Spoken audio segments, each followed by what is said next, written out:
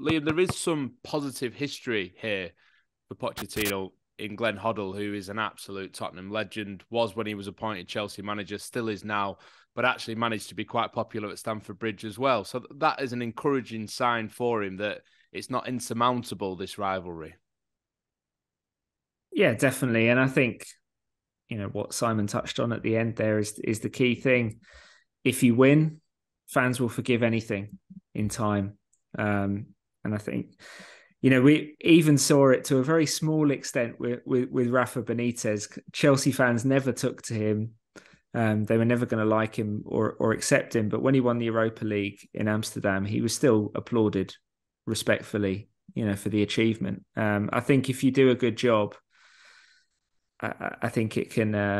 I think it can change perceptions of you quite quickly. And there's also, given the nature of the Tottenham-Chelsea rivalry, considerable banter potential here. Let's face it. If Pochettino goes to Chelsea and wins trophies, does the thing he never managed to do at Tottenham, that's probably the biggest thing Chelsea could ever hold over Tottenham. Arguably Tottenham's most popular manager of the modern era.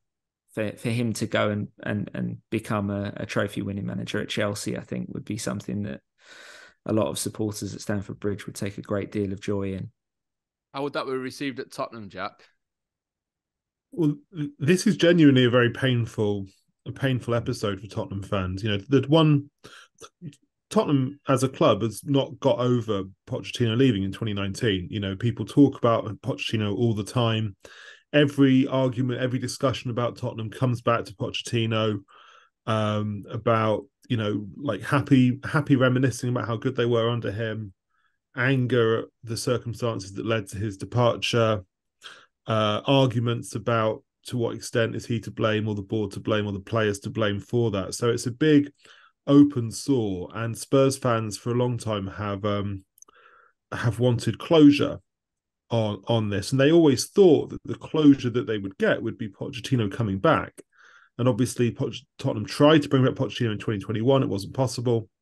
And I think Spurs fans have always had in the back of our mind, one day he'll come back and he'll make everything okay, because everything that's happened since Pochettino left in November 2019 has shown that Spurs just can't get back to where they were under him.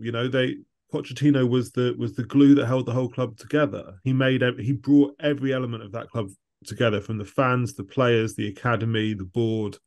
He made it all work.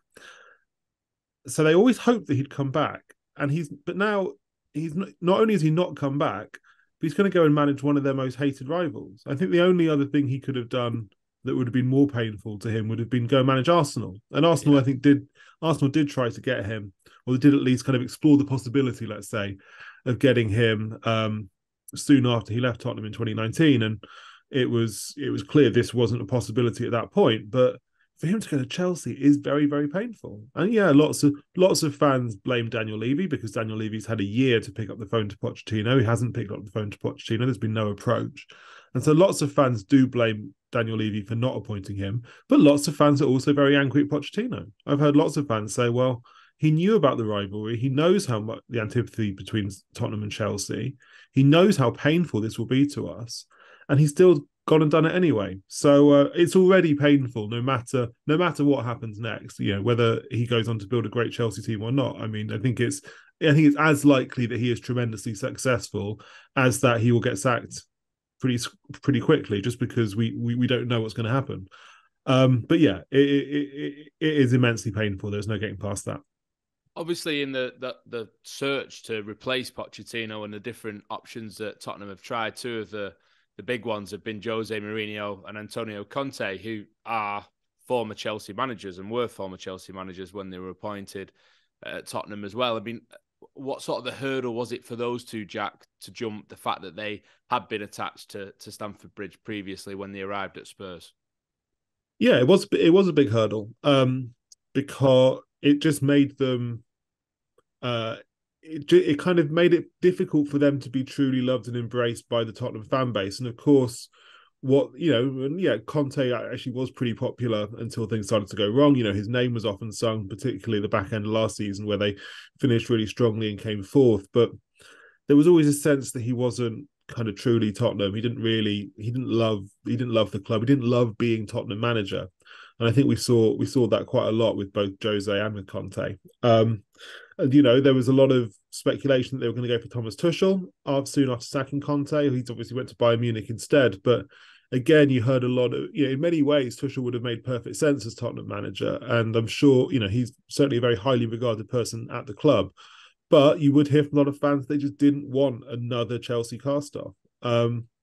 So yeah, it is a huge issue. There is a joke going around on Twitter, which I'm sure you've seen, which is that if Spurs fans can see any silver lining in Pochettino going to Chelsea, it's that when he leaves Chelsea and becomes an ex-Chelsea manager, then finally Daniel Levy will want to appoint him again.